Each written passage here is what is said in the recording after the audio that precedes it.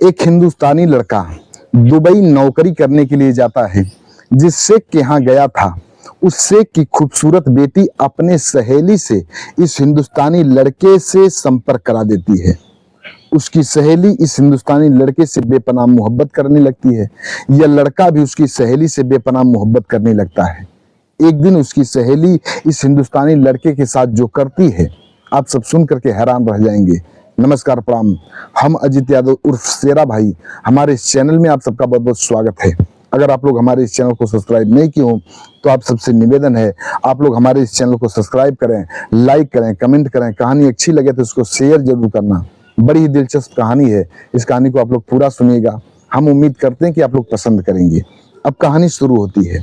यह कहानी शुरू होती है गुजरात प्रांत से। यहीं के रहने वाले एक व्यक्ति जिनका नाम प्रेमचंद होता है, प्रेमचंद की पत्नी का नाम गुलाबी देवी होता है। इन दोनों दंपत्ति के बीच में एक बेटा होता है जिसका नाम लोग बड़े प्यार से मंजीत रखते हैं। मंजीत बड़ा ही खूबसूरत, बड़ा ही होनहार लड़का था।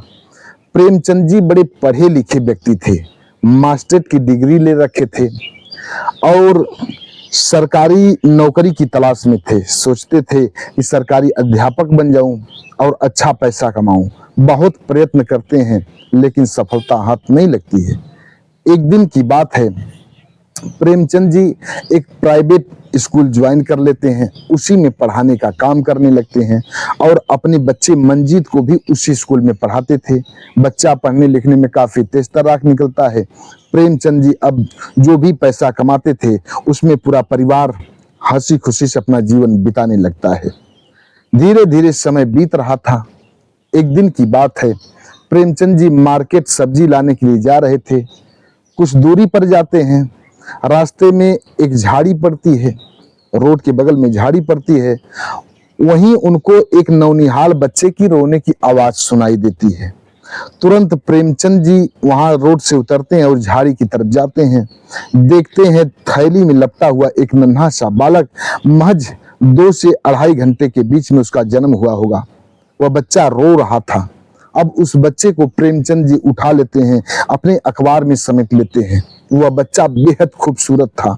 उसके खूबसूरती को देख करके मोहित हो जाते हैं और उनके अंदर दया की भावना आ जाती है। सोचते हैं कि अगर इस बच्चे को यहीं छोड़ करके जाता हूं, हो न हो कोई शिकारी जानवर इस बच्चे को खा जाए, या किसी प्रशासनिक अधिकारी को मैं खबर करता हूं तो प्रशासनिक अधिकारी आएंगे, इस बच्चे को लेकर के अपने साथ जाएंगे, किसी अनाथालय में इसको भेज देंगे। अब यही सब सोच करके प्रेमचंद जी उस बच्चे को उठा करके अपने घर लेकर के आते हैं। जब घर लेकर के आते हैं, अपनी पत्नी गुलाबी देवी को बुलाते हैं। गुलाबी देवी घर से बाहर निकलती हैं। बाहर निकलने के बाद उस नौनिहाल बच्चे को अपनी पत्नी की गोद में दे देते हैं। गुलाबी देवी जब उस बच्चे को देखती हैं तो अपने पति से पूछती हैं कि कहाँ से लेकर के आप आ रहे हैं। तो सारी बात प्रेमचंद जी बताते हैं। गुलाबी देवी की आंखों में आंसू आ जाते हैं। गुलाबी देवी रोने लगती हैं, कहती हैं कौन अभागन माँ होगी जो इस खूबसूरत बच्चे को झाड़ी में फेंक दी। तमाम गालियां भी देती हैं, उस माँ को कोसती हैं कि आज के समय में एक माँ इतनी निर्दयी हो गई है। फिर भी उस बच्चे को अब पोछती हैं। पोछने के बाद तुरंत उस बच्चे को उबटन लगाती हैं और दूध पिलाती हैं। फिर इसके बाद अपने पति से कहती हैं कि आज ये जो बच्चा है, ये बच्चा हमारा दूसरा बच्चा बन करके आया है। अब ये बच्चा हम लोगों के साथ रहेगा, इसका नाम रवि कुमार रहेगा। ये प्रेमचंद जी मुस्कुराने लगते हैं, कहते हैं कि गुलाबी तूने जो नाम रखा बिल्कुल सत्य नाम रखा, बिल्कुल सही नाम रखा। ये बच्चा हमारे घर में आते ही एकदम जैसे अलग माहौल पैदा कर दिया। अब इधर सवेरा होता है। जब वहीं सवेरा होता है, अचानक प्रेमचंद जी को समाचार मिलता है कि कुछ शिक्षक की भर्ती आई हुई है, सरकारी भर्ती आई है, पर्चा भरिए, हो न हो आपको नौकरी मिल जाए। प्रेमचंद जी जब इतनी बात सुनते हैं, पर्चा अप्लाई करते हैं, परीक्षा देते हैं, परीक्षा में पास होते चले जाते हैं और करीब करीब 1 महीने बाद प्रेमचंद जी सरकारी अध्यापक बन जाते हैं। एक सरकारी विद्यालय उनको मिल जाता है पढ़ाने के लिए। अब अच्छी सैलरी भी मिलने लगी। प्रेमचंद जी अपनी पत्नी गुलाबी देवी से कहते हैं कि गुलाबी, जब से ये रवि हमारे घर में आया है तब से एक नई खुशी मिलती जा रही है। देखो, जब वही मेरे घर में आया, मुझे सरकारी नौकरी मिल गई। ये बच्चा मेरे लिए फरिश्ता है, हम लोगों के लिए फरिश्ता है। गुलाबी देवी कहती, हाँ, ये बच्चा जब से आया है तभी आपको नौकरी मिली, नहीं तो आप कितना प्रयत्न किए, आपको नौकरी नहीं मिल पाई। अब दोनों प्राणी इस बच्चे को बहुत ज्यादा मानते थे, कहीं अपने बच्चे से भी ज्यादा मानते थे। इधर धीरे धीरे बच्चे बड़े होने लगे। अब प्रेमचंद जी अच्छी तनख्वाह पाने लगे, अच्छा पैसा कमाने लगे, अपने बच्चे को बहुत ही स्टैंडर्ड स्कूल में पढ़ाने लगते हैं। दोनों बच्चों को, दोनों बच्चे पढ़ने में काफी तेज तर्राक निकलते हैं। धीरे धीरे समय व्यतीत होता है। ये जो मंजीत था अब ग्रेजुएशन करने लगता है, जो रवि था ये इंटर करने लगता है। एक दिन की बात है, प्रेमचंद जी अपनी पत्नी को 4 व्हीलर कार में बैठा करके कहीं घूमने के लिए जा रहे थे। अचानक रोड एक्सीडेंट हो जाता है।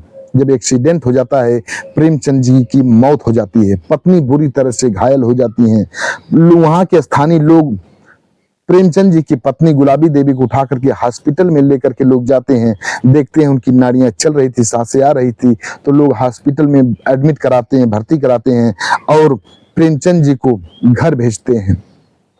अब जो बच्चा था, इधर मंजीत अपने पिता की अंत्येष्टि संस्कार करता है। अंत्येष्टि संस्कार करने के बाद अब घर पर आता है, फिर इसके बाद हॉस्पिटल जाता है, माँ का ट्रीटमेंट कराता है।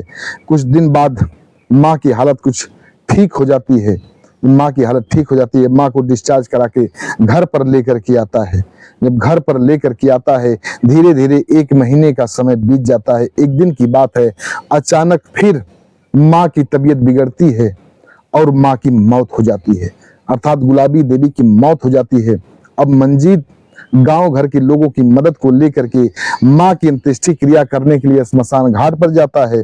माँ की अंत्येष्टि क्रिया करता है, घर पर आता है, फिर 13वीं संस्कार करता है। 13वीं संस्कार जब संपन्न हो जाता है, फिर रवि के साथ घर पर रहने लगता है। ऐसे ही धीरे धीरे 6 महीने का समय बीत जाता है। एक दिन की बात है, मंजीत एक संगीता नामक लड़की से शादी करता है। संगीता बेहद खूबसूरत थी। संगीता मंजीत की दुल्हन बनकर के मंजीत के घर में आती है, मंजीत के साथ रहने लगती है, अपने देवर रवि के साथ रहने लगती है।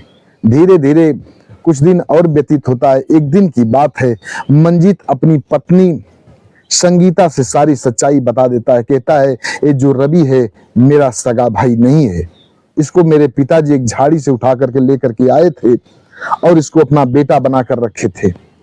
मैं सोचता हूं कि रवि को इस घर से भगा दूं, नहीं तो यह आधे का हिस्सेदार बन जाएगा, पूरी प्रॉपर्टी का आधे में हिस्सा ले लेगा और हमारा हिस्सा कम हो जाएगा। जब इतनी बात संगीता मंजीत की दुल्हन सुनती है, वो भी अपने पति से सहमत हो जाती है, वो भी हाँ में हाँ मिलाती है, कहती कि हाँ, इसको भगा दो यहाँ से।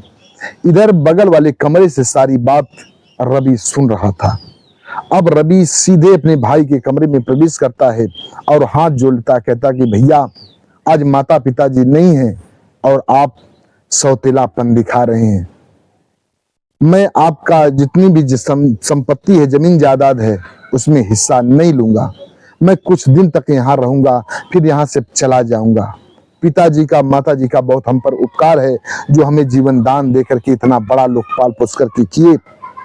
आप तो पहले भाई की तरह मान रहे थे, लेकिन आज आपके दिल में लालच आ गई और आप मुझे यहाँ से भगाना चाहते हैं, तो मैं यहाँ से चला जाऊंगा। आप कष्ट मत करिएगा, मैं यहाँ से चला जाऊंगा, आपको तकलीफ नहीं दूंगा। आंखों में आंसू आ जाते हैं रवि के और फिर बाहर निकल जाता है। इधर सारी बात सुन करके जब वहीं बाहर निकलता है रवि, मंजीत चिल्लाते हुए कहता कि हाँ हाँ, मैं यही चाहता हूँ कि तुम जितना जल्दी हो सके यहाँ से चले जाओ। रवि बाहर आता है, सवेरा होता है और गांव के सिवान में जाकर के बैठता है। तभी एक व्यक्ति से मुलाकात हो जाती है। वह व्यक्ति रवि को उदास देखता है, उदासी का कारण पूछता है। रवि रो रो करके सारी बात बताता है। तब वह व्यक्ति कहता है कि रवि, मैं दुबई नौकरी करता हूँ, क्या तुम भी दुबई चलोगे? रवि जब इतनी बात सुनता है, कहता है कि कैसे चलूं, मेरे पास तो कुछ हुनर नहीं है, मेरे पास उतने पैसे नहीं, कैसे चलूं? वह व्यक्ति कहता है कि तुम पैसे की चिंता मत करो, मैं तुम्हें ले चलूंगा। तुम वहां पैसा कमाना, फिर इसके बाद कुछ जमीन जायदाद यहाँ खरीद करके अपना आशियाना बना करके शादी विवाह करके अपना यहाँ जीवन बिताना। इतनी बात जब रवि सुनता, कहता कि ठीक है, बहुत उपकार होगा आपका हमारे ऊपर, आप ले चलिए। अब वह व्यक्ति कहता है ठीक है, तुम मेरे साथ चलो और मैं तुम्हारा पासपोर्ट बनवा दूं, फिर इसके बाद एक शेख से बात करूंगा और तुम्हें दुबई लेकर के चलूंगा। रवि को वह व्यक्ति साथ लेता है, कुछ ही दिन में उसका पासपोर्ट बनवा करके रेडी करवा देता है। पासपोर्ट जब बन जाता है तब वह व्यक्ति एक शेख से बात करता है, जिस शेख के यहाँ खुद रहता था उसी शेख से बात करता है और बात करके कहता है कि मेरा एक बंदा है जो कि दुबई आना चाहता है, आपके यहाँ नौकरी करना चाहता है, क्या मैं उसको आपके यहाँ ला सकता हूँ? वह शेख कहता है कि जरूर उसको ला सकते हो, मैं वीजा भेजता हूँ और उसे अपने साथ लेकर के जरूर आना। अब कुछ ही दिन व्यतीत होता है, वह शेख इससे डॉक्यूमेंट मांगता है, इसका नाम एड्रेस पता जो भी कुछ होता है सब कुछ मांगता है और फिर इसके बाद वीजा बनवा करके रवि के नाम का इस व्यक्ति के घर भेज देता है। वह व्यक्ति अब वीजा को पाता है, रवि को देखता है, रवि बहुत खुश होता है। फिर इसके बाद जिस दिन रवि की फ्लाइट थी, जाता है अपने भैया भाभी अर्थात मंजीत और संगीता के पैर छूता है और रो करके विदा लेता है। कहता है भैया, हमें लग रहा है कि अब मैं आपकी जिंदगी से हमेशा हमेशा के लिए जा रहा हूं। मंजीत क्रोध में आकर के कहता कि हाँ हाँ चले जाओ, मुझे तुम्हारी आवश्यकता नहीं है। फिर भी पैर छूता है रवि और दुबई के लिए उस व्यक्ति के साथ रवाना हो जाता है। दुबई की एयरपोर्ट पर उतरता है, वह शेख खुद रिसीव करने के लिए आता है रवि को, और रवि का जो वो बंदा था, रवि को अपने साथ ले गया था, उन दोनों को रिसीव करके अपने घर लेकर के जाता है। वह व्यक्ति वहीं रहने लगा और रवि भी उस व्यक्ति के साथ काम करने लगता है। एक दिन की बात है, जो व्यक्ति रवि को अपने साथ दुबई ले गया था उसकी माँ की मौत हो जाती है और वह व्यक्ति घर आ जाता है। रवि वहीं अपनी नौकरी करने लगता है, शेख को खाना बनाता था, खिलाता था, उसके पूरे परिवार को कपड़े लत्ते कचार दिया करता था, उसके घर का काम कर दिया करता था। शेख रवि को खूब मानता था क्योंकि वह बंदा सारी सच्चाई शेख से बता दिया था। वह शेख दया बस रवि को बहुत मानता था। धीरे धीरे समय बीत रहा था, रवि वहां अच्छा पैसा कमा रहा था और नौकरी कर रहा था। एक दिन की बात है, वो जो शेख था, शेख की एक खूबसूरत बेटी थी, उसका नाम था सलमा शेख। शेख अपनी बेटी को लेता है, अपनी पत्नी को लेता है, 4 व्हीलर कार में बैठा करके लॉन्ग ड्राइव पर निकल जाता है। कुछ दूरी पर जाता है, जो हाईवे होता है, हाईवे पर तेज रफ्तार एक कार आ रही थी। अचानक उसके कार से भिड़ंत हो जाती है। जब कार से भिड़ंत हो जाती है तब उस शेख की मौत हो जाती है, शेख की पत्नी की भी मौत हो जाती है। शेख की जो बेटी थी सलमा बुरी तरह से चोटिल हो जाती है। वहां तुरंत प्रशासन आ जाती है, प्रशासन उठा करके सलमा को एडमिट कराती है। फिर इसके बाद शेख को, शेख की बेबी को उसका मिट्टी संस्कार होता है, मिट्टी संस्कार प्रशासन खुद कराती है। फिर इसके बाद जब इधर रवि को पता चला कि सलमा हॉस्पिटल में भर्ती है, एक्सीडेंट हो चुका है, तुरंत भागे भागे जाता है हॉस्पिटल, सलमा को देखता है। फिर इसके बाद घर पर आता था, खाना बनाता था, खाना लेकर के सलमा के पास जाता था, अपने हाथों से खिलाता था, फल का जूस पिलवाता था, पिलाता था अपने हाथों से, उसकी सारी देख रेख करता था, उसके कपड़े लत्ते कचारता था। धीरे धीरे ऐसे ही समय बीत रहा था, सलमा का खूब खातिरदारी करता है, सेवा सत्कार करता है, सलमा ठीक हो जाती है। फिर इसके बाद डिस्चार्ज करा करके हॉस्पिटल से घर लेकर के आता है, सलमा घर पर रहने लगती है। एक दिन की बात है, सलमा अपने पास बिठाती है रवि को, पास बिठाने की बात कहती है कि रवि, तूने जितना मेरी सेवा सत्कार कर दिया इतना मेरा सगा भाई नहीं करता। अगर तुम न होते तो शायद मैं मर ही गई होती। मेरा देख रेख करने वाला कौन था तुम्हारे सिवा? रवि कहता है कि नहीं मैडम, आप ऐसी बात न करिए, जब तक मैं हूं पूरी जिम्मेदारी से आपकी देख रेख करूंगा, आपकी सेवा करूंगा, आपको कोई तकलीफ नहीं आने दूंगा। सलमा की आंखों में आंसू आ जाते हैं, कहती है कि रवि, आज से तुम मेरे भाई बन करके रहो, तुम मेरा नौकर नहीं, अब तुम मेरे भाई हो, तुम हमारे घर मेरा भाई बन करके रहो। मैं तुम्हें यहीं की नागरिकता दिला दे रही हूँ, और तुम मेरा भाई बन करके रहो। यहाँ की जितनी प्रॉपर्टी है पूरी प्रॉपर्टी का मालिक बन करके रहो। कुछ दिन बाद मेरी शादी हो जाएगी, मैं अपनी शादी कर लूंगी, अपने घर चली जाऊंगी, अपने पति के घर चली जाऊंगी और तुम यहाँ का मालिक बन करके रहना। रवि कहता कि नहीं मैडम, मेरे साथ पहले जो हादसा हो चुका है सारी बात बताता है कि मेरे भाई मुझको कैसे जलील करके घर से भगाना चाह रहे थे और मैं यहाँ आया। हो न हो कल आप मुझे यहाँ से जलील करके भगा दें, मैं इस सदमे को बर्दाश्त नहीं कर पाऊंगा। सलमा रोने लगती है, कहती है कि पागल, मैं तुझे भाई बोल रही हूँ और मैं मुस्लिम हूँ, मेरा ईमान बड़ा पक्का है, मैं ऐसा कदापि नहीं कर सकती। तुम निश्चिंत होकर के रहो, मैं तुम्हें यही नागरिकता दिला दे रही हूँ, अपने पूरी प्रॉपर्टी का वारिस बना दे रही हूँ और तुम यही रहो, मेरे साथ रहो। इतनी बात जब सुनता है रवि कहता है जैसी आपकी इच्छा। अब सलमा इसको रवि को वहीं की नागरिकता दिला देती है और अपनी प्रॉपर्टी का वारिस भी बना देती है। कहती है, लिखती है कागज पे कि जब मैं यहाँ से विवाह करके चली जाऊंगी तो यहाँ की सारी संपत्ति का मालिक रवि हो जाएगा। सब कुछ डॉक्यूमेंट रेडी भी हो जाता है। एक दिन की बात है, ये जो सलमा थी इसकी सहेली थी, नायरा शेख था उसका नाम। वो सलमा को देखने के लिए आती है, सुनती है कि सलमा घायल हो चुकी थी, एक्सीडेंट हो चुका था, उसके माता पिता की मौत हो चुकी थी। वो सलमा को देखने के लिए जब आती है तब सलमा को देखती है। फिर इसके बाद अब सलमा रवि से अपनी सहेली को मिलवाने के लिए लेकर के जाती है। जब वही रवि को देखती है नायरा शेख उसके खूबसूरती का कायल हो जाती है और रवि भी जब नायरा को देखता है वो भी उसको देख करके झूम उठता है, मन ही मन मोहब्बत करने लगता है। सोचता है अगर इस लड़की से शादी हो जाती तो बड़ा अच्छा होता। अब नायरा सलमा के कमरे में जाती है। कमरे में जाने के बाद पूछती है सलमा से कि आखिर ये लड़का है कौन। सारी सच्चाई सलमा अपनी सहेली नायरा के सामने रख देती है। तब नायरा कहती है कि सलमा अगर बुरा न मानो तो एक बात कहूं। सलमा कहती कहो क्या बात है। तब नायरा कहती है कि सलमा तुम मेरी शादी रवि से करा दो। रवि बेहद खूबसूरत लड़का है, इससे खूबसूरत लड़का मुझे मिलेगा नहीं, तुम इससे मेरी शादी करा दो। जब इतनी बात सुनती है सलमा तो खुशियों से झूम जाती है। कहती है कि तू मुझे थोड़ा सा वक्त दे, मैं जरा अपने भाई रवि से पूछ लूं, देखूं वो शादी के लिए राजी है कि नहीं। अब दौड़ करके सलमा रवि के पास जाती है, रवि से कहती है कि भैया ये बताओ ये जो लड़की नायरा है ये कैसी लग रही है। रवि कहता कि बेहद खूबसूरत। तब सलमा कहती है कि इससे शादी करोगे। रवि कहता है कि पागल, तुम्हारी सहेली इतनी खूबसूरत है वो मुझसे शादी करेगी, तुम मुझसे पूछ रही हो शादी करोगे। तब सलमा कहती कि वो शादी के लिए राजी है, उसी ने मेरे पास तुम्हारे पास मुझे भेजी थी और कही है कि जाओ उससे पूछो क्या तुम उससे शादी करोगे। तब रवि मुस्कुराने लगता है। सलमा समझ जाती है कि भाई राजी है। दौड़ करके अब नायरा के पास जाती है। सलमा कहती है कि मेरा भाई शादी करेगा, आप शादी कर लो। अब जब इतनी बात नायरा सुनती है अपनी सहेली सलमा के हाथ चूमने लगती है और सलमा भी अपनी सहेली नायरा का हाथ चूमने लगती है।